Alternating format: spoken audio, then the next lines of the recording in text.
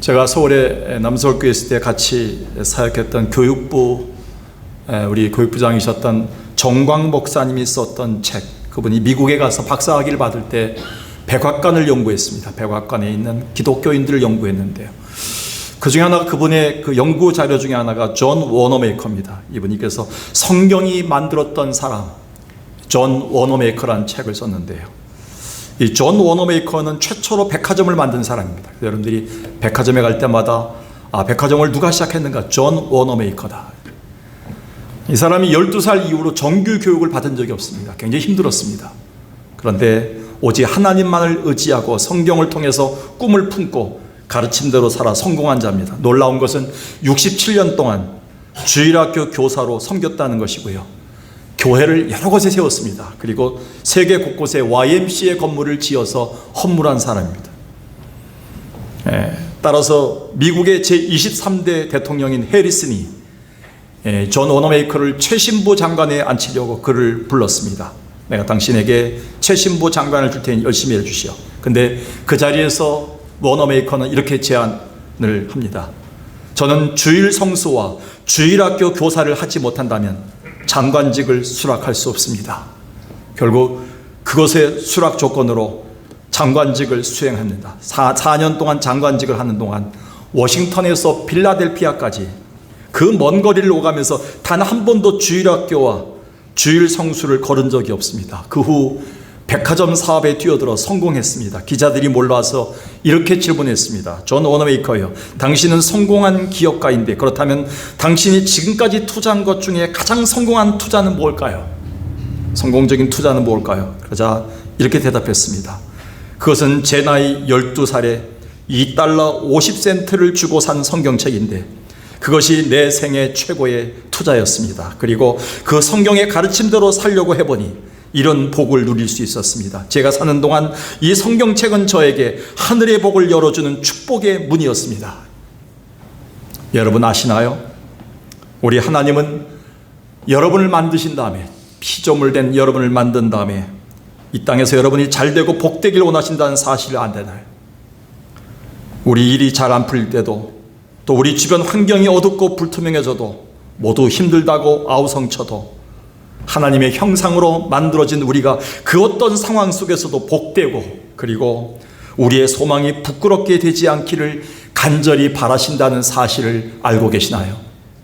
그래서 성경의 첫 책이 어디입니까? 창세기에서, 그것도 제1장에서 하나님은 인간을 창조하신 다음에 이렇게 축복하셨습니다. 하나님이 자기 형상, 곧 자기의 형상대로 사람을 창조하시되 남자와 여자를 창조하시고 하나님이 그들에게 뭘 주시며?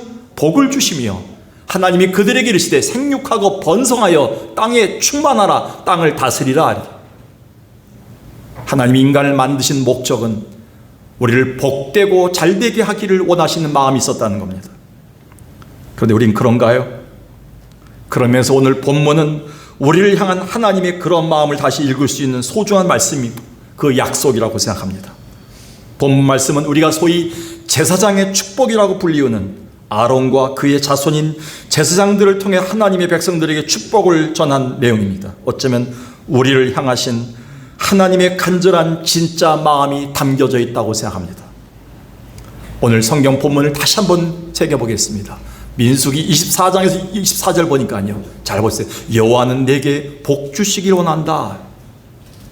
그리고 이 25절, 여호와는 너에게도 은혜 베푸시기를 원한다. 그리고 26절에 보니까 여호와는 내가 평강받기를 원한다. 여기서 여호와는 원한다는 게, 바란다는 게 3번 반복됩니다. 이거는 정확하게는 하나님이 축복하기를 원하신다는 뜻인데요, 구약학자인 칼 델리지 그리고 풀핏이라는 사람은 이렇게 얘기했습니다. 이것은 성부 하나님이 주실 지켜주심의 복과 성자 예수가 주실 은혜 베푸심의 복과 성령 하나님이 주실 평강의 복을 말하는 것이다. 정확한 것 같습니다. 그래서 하나님의 보호하심과 은혜 베푸심과 평강의 복은 성삼위 하나님이 주실 수 있는 우리 피조물에게 주신 하나님의 특권이다. 그러면서 이 성경에서 이렇게 부연합니다. 그러나 단 하나님의 얼굴이 우리에게로 향하실 때, 잘 들어야 됩니다. 예배당에 많은 사람들이 오지만요, 하나님 얼굴 못 보고 가는 분들이 많아요. 사람 얼굴만 보고 목사님 얼굴만 보고 하는 사람들이 많아요. 그러니까 섭섭하고 힘들고 상처받고 그러는 거예요. 하나님의 얼굴이 내게로 향할 때, 그리고 하나님의 얼굴에서 내게 빛을 비출 때만이 가능한 세 가지 복이다, 이렇게 얘기했어요.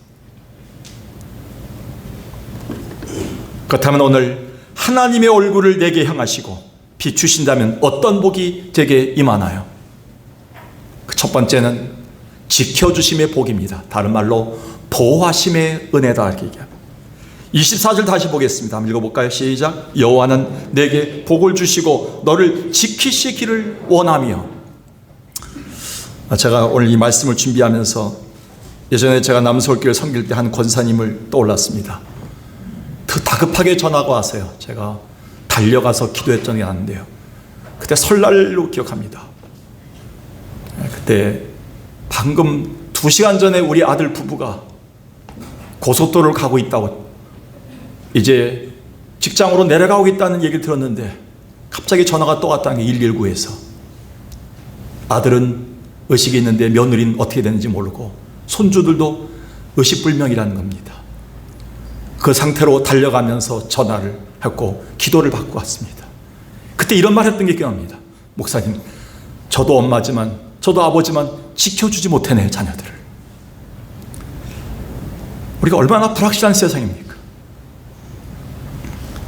모든 게 불확실하고요. 뭔가에 쫓기며 불안함에 살고 있는 현대인들이에요.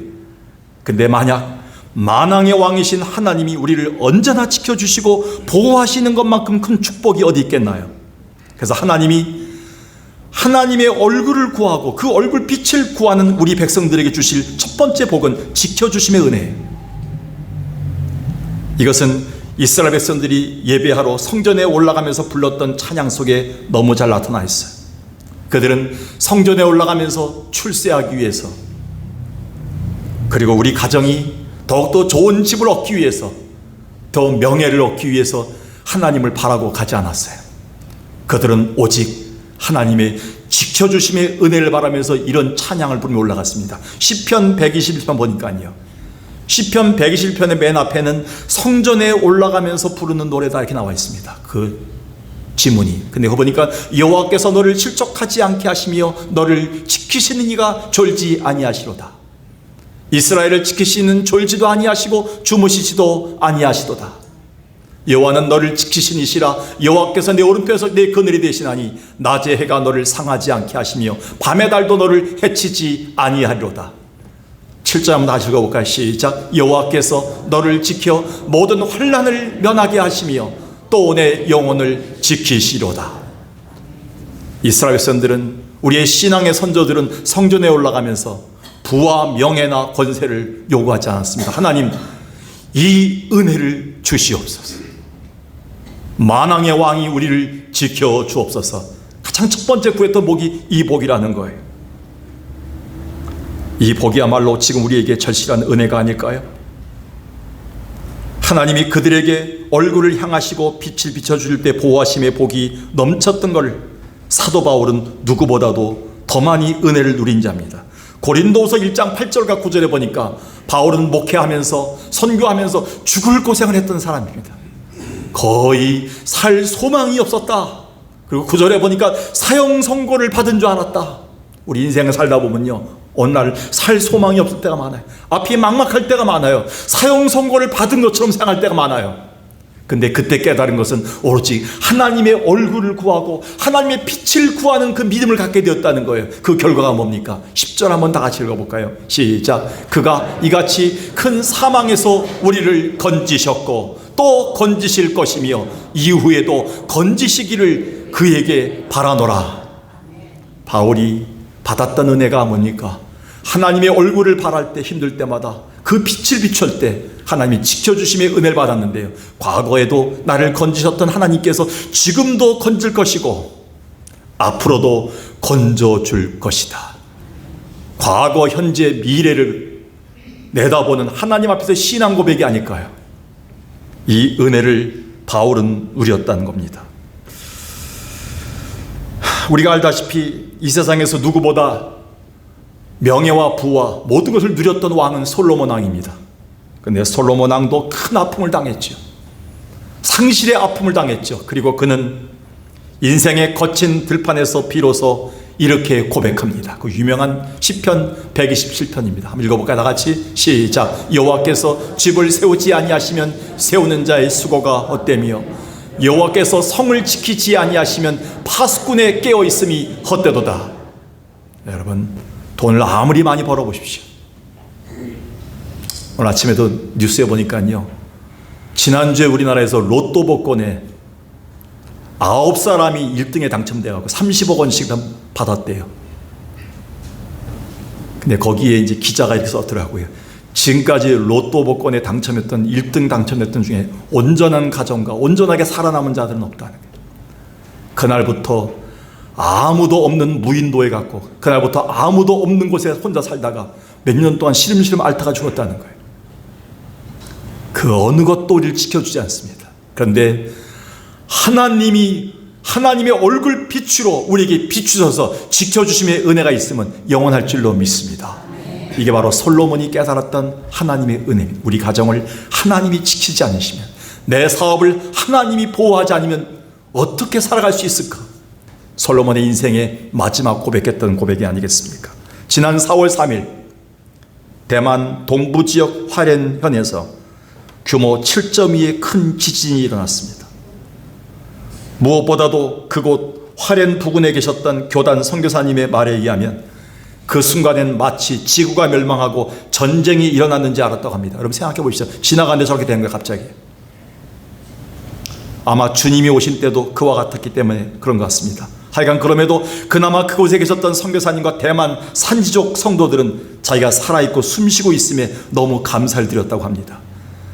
사실 우리처럼 이렇게 큰 재해가 없고 그나마 무탈하게 지내면 우리 하나님의 지켜주심의 은혜를 우리는 잘 체감하지 못하고 삽니다. 그래도 우리는 날마다 주님의 보호하심의 은혜가 있음을 감사하고 찬양하며 살아야 됩니다. 여러분은 잘 모르겠지만 지금 우리가 살고 있는 지구가 자전하고 있죠, 이렇게. 근데 적도에서 느끼는 거, 적도에서 측량한 거 보니까요, 지금 지구가 자전하는 속도가 어느 정도 되는지 아십니까? 여러분, 차를 몰 때 가장 많이 모는 게 100km입니다. 100km 몰다 가다가 한번 전복되면 다 죽지요. 굉장히 빠른 속도입니다. 근데 지구가 자전하는 속도가요, 1700km입니다. 시속. 여러분, 시속 1700km. 여러분, 비행기보다 더 빠르다는 거예요. 지구가 돌아가는 속도가. 근데 하나님은 그걸 느끼지 않게끔 우리를 안전장치를 통해서 우리에게 지금 보호하고 계시다는 거예요. 근데 갑자기 지구가 갑자기 어느 날 멈추게 되면 어떻게 될까요? 멸망이 오는 거죠. 누가 붙드실까요? 천지를 지으신 하나님만이 붙드신다는 것을 우리는 그 정답을 알고 있을 거예요. 오늘도 하나님이 당신의 자녀들과 우리 교회와 이 민족을 향해서 하나님의 얼굴을 돌리지 마시고 우리를 향하시고 오늘도 은혜의 빛을 비춰주실 때 하나님의 놀라운 지켜주심의 복이 있을 줄로 믿습니다. 이 은혜를 우리가 누리고 살아야 된다는 거예요. 두 번째요, 하나님이 우리에게 얼굴을 향하시고 하나님의 얼굴의 빛을 비춰주실 때 어떤 은혜가 임하나요? 그것은 바로 은혜 베푸심의 복입니다. 25절에 보니까 여호와께서 그의 얼굴을 내게 비추사 은혜 베푸시기를 원하며, 오늘도 하나님의 마음은 여러분에게 은혜 베풀기 원하는 거예요. 은혜가 뭡니까? 값없이 주시는 하나님의 자비를 얘기합니다. 이 은혜의 반대말은 보수입니다. 삭시입니다. 대가입니다. 이것은 일한 대가로 받는 것을 말합니다. 아마 하나님을 떠나 죄인된 우리에게 하나님이 그 용서와 구원의 대가, 삭스를 받았다면 여기 은혜 받을 사람은 아무도 없습니다. 이 은혜를 베풀지 않았다면 우리는 영원한 진노 아래 놓였을 겁니다. 아마 지옥을 향해서 가고 있을 겁니다. 에베소 2장 3절과 8절에 이렇게 얘기합니다. 바울은 우리는 본질상 진노의 자녀였다. 왜? 죄로 말미암아, 허물과 죄로 말미암아 우리는 지옥을 향해 가는 자녀들이었다. 그런데 8절에 보니까 너희가 그 은혜인 예수로 말미암아 구원을 받았으니 이것은 너희에게서 난 것이 아니라 누구의 선물? 하나님이 비춰주시는 은혜의 선물이다, 이렇게 얘기하는 거예요. 그러니까 우리가 도저히 인간의 죄로 말미암아서 하나님께 나갈 수 없고 진노받을 수밖에 없는데 이 진노를 거두시고 우리를 하나님의 자녀로 받아주시는 천국 백성으로 만들어주신 이 모든 게 은혜다, 이렇게 얘기하는 거예요. 근데 이것으로 끝나나요? 아니오시다. 우리가 주의 은혜로 죄사함 받아 구원받았음에도 불구하고 여전히 연약한 우리는 날마다 계속 주의 은혜를 공급받지 않으면 이 세상에서 승리할 수가 없습니다. 이에 우리는 매 순간 하나님의 얼굴을 구해야 되며 그 얼굴에 비친 은혜를 공급받아서 능력 있는 삶을 살아내야 됩니다. 그래서 다윗은 복받은 자들을 이렇게 정의했습니다. 잘 보세요. 누가 여호와의 산에 올라가서 은혜를 받으며 누가 거룩한 곳에서 하나님의 그 은혜를 받을 수 있는가? 그는 여호와께 복을 받고 구원의 하나님께 의를 얻는 백성인데 누군가? 다 같이 6절 시작. 이는 여호와를 찾는 족속이요 야곱의 하나님의 얼굴을 구하는 자로다. 셀라. 하나님 앞에 은혜를 받을 수 있는 자들은 누구인가? 예배당에 올 때마다 사람부터 만나지 않고요, 세상 일부터 나누지 않고요, 먼저 하나님의 얼굴을 구하는 자들이라 했어요. 하나님, 내게 얼굴을 돌리시옵소서. 하나님, 저에게 비춰주시옵소서. 하나님의 은혜만을 내게 내리시옵소서.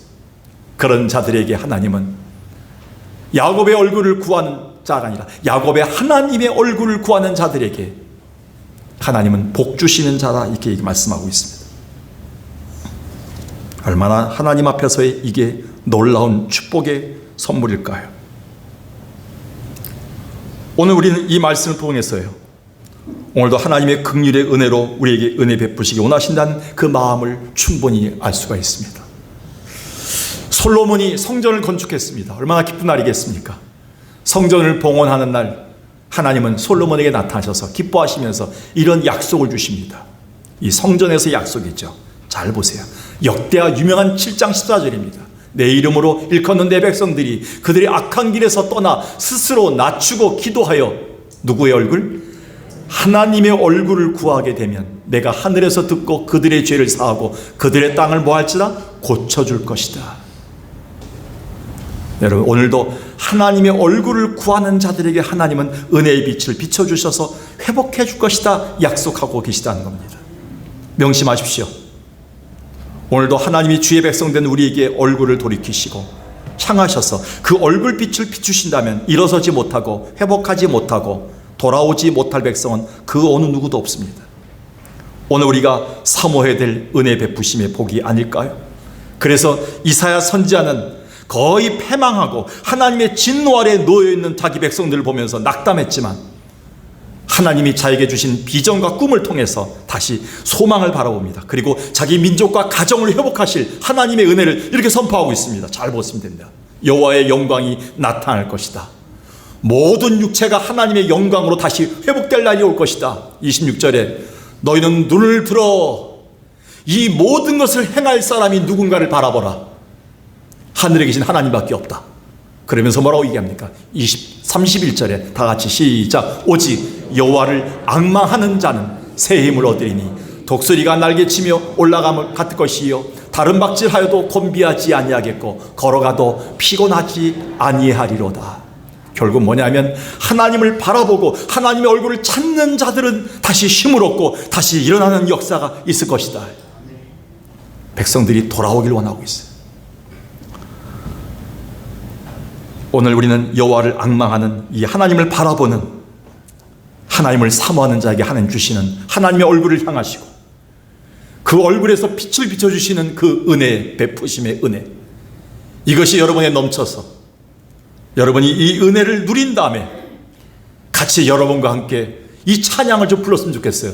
은혜가 풍성한 하나님은 믿는 자 한 사람 한 사람 힘차게 어제도 오늘도 언제든지 누리세요. 편찮고 보호해 주시네. 아멘. 주여 성령의 은사들을 오늘도 내려 주소서. 오늘의 뜨거운 불길로서 아멘. 오늘도 충만케 하소서. 4절 부르겠습니다. 주님의 깊으신 은혜만을 세상에 널리 전하리니 하늘의 능력과 권세로서 오늘도 입혀주고, 오늘도 하나님의 은혜를 입혀주셔야 됩니다. 주여 성령의 은사들을 오늘도 내려 주소서. 성령의 뜨거운 불길로서 오늘도 충만케 하소서. 아멘. 오늘 하나님의 은혜가, 특히 하나님의 얼굴을 향하시고 우리에게 빛을 비춰줄 때 주시는 은혜가 무엇입니까? 하나님 우리에게 지켜주심의 복을 주시고요, 그리고 은혜 베푸심의 복을 계속 주십니다. 우리가 살아갈 수 없는 세상에 한계를 느낄 때 하나님 거기서 우리를 붙잡아 주시고 일으키게 하시고 건지시고 우리 가운데 일어나게 하시는 은혜를 계속 주신다는 거예요. 오늘도 하나님의 얼굴을 구하십시오. 사람부터 만나지 마십시오. 예배당에 가서 회비부터 내려 가지 마십시오. 예배당에 가서 사람부터 만나러 가지 마십시오. 목사님을 만나러 온 것이 아닙니다. 예배당엔 하나님을 만나고 하나님의 얼굴과 그 빛을 구하러 온 사람들이 있다는, 섭섭하지 않고요, 시험받지 않고요, 은혜 가운데 거할 수 있는 교회가 될 줄로 믿습니다. 마지막 세 번째입니다. 하나님이 내게 얼굴을 향하시고 내게 빛을 비추신다면 우리는 평강의 복을 누린다는, 하나님이 원하신다는 거예요. 평강이 무엇입니까? 26절 보겠습니다. 여호와는 그 얼굴을 내게로 향하여 두사 뭐 주시기를? 평강 주시기 원하노라. 수많은 사람들이 평강을 만들기 위해서 노력을 해요. 상담, 세미나, 여러 가지 캠프도 만들고요, 여러 가지 약도 만듭니다. 근데 아무리 먹어도, 아무리 가봐도요, 평강이 없어요. 평안이 없어요. 돌아오면 끝이에요. 수많은 돈들이 우리를 평안할 줄 알았어요. 수많은 권력이 우리를 평강으로 인도할 줄 알았어요. 수많은 사람들이 칭찬과 박수가 나를 평안하게 만들 줄 알았어요. 아니오시다. 근데 이 평강을 줄 수 있는 분은 하나님밖에 없어요. 죄로 인해 하나님과 원수였던 우리를 예수를 통해서 하나님과 화목하게 만드시고 평안을 누리게끔 했던 그 복이 바로 하나님이 주실 만 빛이에요. 그래서 바울은 이 하나님의 얼굴 빛으로 어려울 때마다 그 평강을 누렸던 자입니다. 로마서 5장 1절과 11절에 우리가 주일 오후 예배에서도 이 본문을 위해서 묵상했지만요, 성경을 잘 보세요. 현재형으로 되어 있습니다. 다. 그러므로 우리가 믿음으로 의롭다 하심을 받았으니, 여기까지는 과거예요. 우리는 예수를 통해서 구원받은 것으로 끝나지 않아요. 내일 일어나면 또 불안해요. 또 다음 주가 되면 또 우리가 불안해요. 힘들어요. 즐거움이 없어요. 그런데 오늘도 우리 주 예수 그리스도의 은혜로 말미암아 하나님과 뭘 누리자? 화평을 누리자. 이뿐 아니라 이제 우리로 화목케 하신 우리 주 예수 그리스도를 말미암아 하나님 안에서 또한 뭐예요? 즐거워하느니라. 저 예배가 즐거웠으면 좋겠어요. 봉사가 즐거웠으면 좋겠어요. 권사 직분이 즐거웠으면 좋겠어요. 주방에도 즐겁고 찬양도 즐겁고 설교도 즐겁고 우리가 그리스도 안에서 공동체가 즐거웠으면 좋겠어요. 하나님이 주시는 평안만이 이걸 해결할 수 있다는 거예요. 근데 목회자인 저도요, 하나님이 이 평강을 주지 않으시면 억지로 할 때가 많아요. 죄송합니다. 제가 그런 적이 있었어요. 하나님이 이 평강을 예수의 은혜를 통해서 내게 덮어주지 않으시면, 오늘도 얼굴빛을 내게 비추시고 내게 얼굴을 향하지 않으시면 이 강단에 올라올 수가 없다는 것입니다. 하나님만이 줄 수 있는 평강, 즐거움, 기쁨, 바울은 이것을 누리자. 그리고 예수 그리스도는 그래서 십자가에서 이 죄의 문제를 해결해 주시고 부활하신 다음에 가장 먼저 제자들을 찾아와서 이렇게 선포하셨어요. 요한복음 20장입니다. 제자들은 예수님이 죽은 다음에 자기들도 죽음에 처할 줄 알고 문을 꼭꼭 닫고 두려움에 처했어요. 우리 인생에 어제 은혜 받았어도 오늘 또 뭐예요? 내게 닥친 어려움과 질병 때문에 문을 꼭꼭 닫고 힘들게 산 분들이 많아요. 그런데요, 예수님이 오셔서 그 문을 뚫고 들어오셔서 뭐라고 하십니까? 너에게 뭐가 있을지어다? 평강이 있을지어다. 죽음에서 승리하신 예수 그리스도만이, 부활의 능력 가지신 예수 그리스도만이 줄 수 있는 특권이 뭐냐면 평강이에요. 그리고 이 말씀을 하시고 손과 옆구리를 보이시니 제자들이 주를 보고 기뻐하더라. 이 기쁨과 평강이 회복될 수 있는 길은 주님의 빛을 비출 때만이 가능합니다. 전도에 모일 때마다, 구역 모일 때마다 가족들이 모일 때마다, 예배당에 올 때마다 이걸 구하세요. 하나님의 은혜의 빛을 비춰주세요. 오늘도 우리가 하나님을 향해서 얼굴을 들게 하옵소서. 하나님의 얼굴을 우리에게 비춰주옵소서. 우리가 이걸 누리게 하옵소서. 즐기게 하옵소서. 근데 오늘 이 평강은 엎드려 간구하고 간절히 찾는 자들에게만 주신다고 바울은 얘기하고 있습니다. 빌립보서 4장 6절, 너무 잘 아는 7절입니다. 아무것도 염려하지 말고 다만 모든 일에 기도와 간구로 너희 구할 것을 감사함으로 하나님께 아뢰라. 그리하면 모든 지각에 뛰어난 하나님의 평강이 그리스도 예수 안에서 너의 마음과 생각을 지켜주시리라. 마음과 생각이 무너지면요, 돈도 명예도 다 필요 없더라고요. 하나님을 간절히 찾고 그 얼굴을 구하는 자들에게 하나님 주시는 건 우리의 마음과 생각을 지킬 수 있는 하나님의 평강을 내려주시더라고요. 이게 하나님의 은혜예요. 그래서 어두운 광야 속에 살았던 다윗이지만 그 광야 한가운데서도 하나님의 얼굴을 구함으로 하늘로부터 평강의 복을 누렸습니다. 다윗이 누렸던 평화를 우리는 보십시오. 시편 3편 5절 6절입니다. 내가 누워 자고 깨었는데 내 앞에 하나님이 계신 거예요. 하나님의 얼굴을 보는 거예요. 여러분, 예배당에 올 때마다, 병원에서 수술할 때마다, 치료받을 때마다, 어떤 환경 속에 놓일 때마다, 그때마다 하나님께 엎드릴 때 하나님은 여러분의 얼굴을 드는 순간 그 앞에서 여러분을 맞이할 것이에요. 그때 이렇게 고백할 거예요. 천만인이 애워싸 나를 진친다 하여도 나는 두려워하지 아니하리로다. 평강의 복이에요. 이것뿐인가요? 사도 바울 역시 큰 위기를 만나 아무 빛도 들지 않는 캄캄한 지하 감옥에 처했지요. 당장 내일이면 순교당할지 모르는 환경이었습니다. 그럼에도 그는 거기에서 하나님의 얼굴을 구하고 그 빛을 사모한 것을 볼 수 있습니다. 사도행전 16장을 보겠습니다. 그가 이러한 명령을 받아 그들을 깊은 옥에 가두고 그 발을 착고에 든든히 채웠더니 그 당시에 그 조사했던 자료에 보니까요, 거의 지하 10m까지 내려가더라고요. 지하 3층으로 되어 있다고, 빛이 하나도 들어오지 않는 곳입니다. 거기서 착고에 채워서 내일 죽을지 모르는 몸으로 바울과 실라는 갇혀 있습니다. 거기서 좌절했나요? 25절, 한밤중에 바울과 실라가 기도하고 하나님을 찬송했습니다. 여러분, 기도하고 찬송할 때 어딜 바라보나요? 하늘을 바라봅니다. 유일하게 하나님이 만든 피조물 중에 모든 동물들은 다 땅을 바라보고 살아요. 근데 우리 인간만큼은 안스로포스, 인간을 헬라어로 안스로포스입니다. 위를 바라보고 사는 자라는 뜻입니다. 위를 바라봅니다. 그게 기도와 찬송이에요.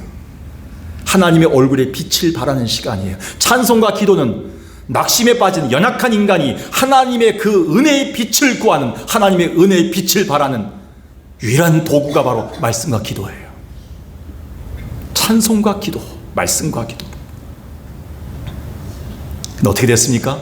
26절 한번 읽어볼까? 다 같이 시작. 이에 갑자기 큰 지진이 나서 옥토가 움직이고 문이 다 열리며 모든 사람의 매인 것이 다 벗어지는지라. 할렐루야. 하나님의 평강의 은혜로 다 열어주시는 거예요.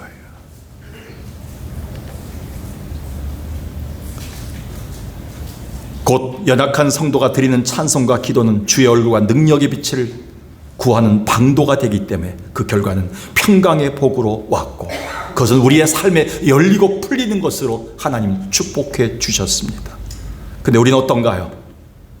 이렇게 불안하고 불확실한 세상에 살면서 하나님이 주시는 평강의 복을 누리고 있나요? 우리가 그렇지 않다면 가정에 돌아가서 예배 드리고 왔던 부모와 우리들의 모습을 통해서 과연 자녀들과 우리의 부모와 우리의 이웃들이 평강을 주는 하나님의 전을 사모할 수 있을까요? 우리 얼굴이 변해야 됩니다. 하늘로부터 온 빛을 통해 우리가 받고 가서 평강의 은혜를 우리는 전해줘야 됩니다.